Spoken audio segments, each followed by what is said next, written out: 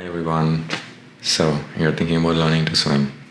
If you are anything like me, you are feeling rather self conscious that you still don't know how to swim when you're an adult. Don't worry about it. I learned to swim when I turned 30, and I have 4 tips for you that kind of changed the game for me. Number one, learn breaststroke first. I know most instructors want to teach you freestyle or front crawl first, but trust me, breaststroke feels a lot more intuitive and you can get it more naturally. Granted, it is a lot slower than freestyle, but then that also means you don't get winded out and you have a lot more time to move slowly. Okay, a short story.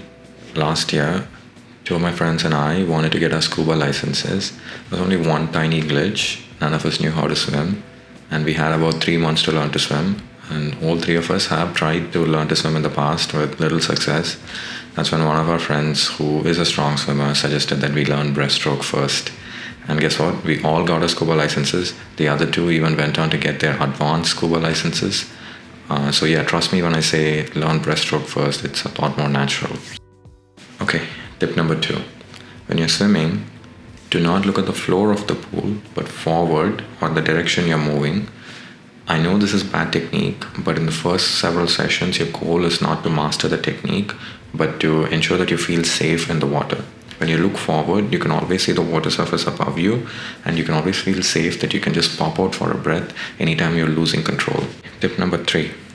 When you're at the shallow end of the pool, try and swim down to the floor of the pool and touch the floor of the pool with your fingers. This helps you realize two things. One, you can use the same breaststroke technique to swim on the surface of the water or underwater. Consequently, you also realize that you can use the same strokes to go up, down, left, or right underwater. Two, it helps you realize how strong buoyancy is. I promise you, the first time you try to go touch the floor of the pool, it is not going to be a meager task.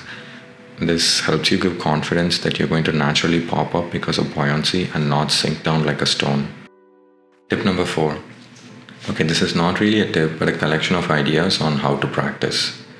When you begin practicing, I recommend going to the pool at least twice or thrice a week, because every time you go to the pool, you gain a little bit of confidence, and the longer you go between sessions without practicing, you start eroding that confidence.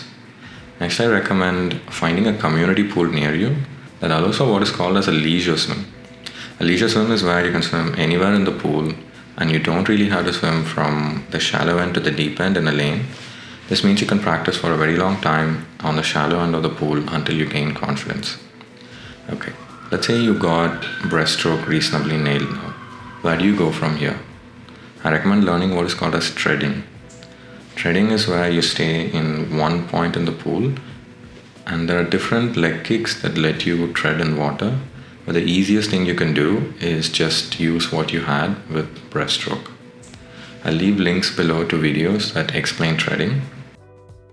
Those are all of the tips I wish someone had shared with me when I began learning to swim. I genuinely hope these tips help you, and I will see you on the deep end of the pool.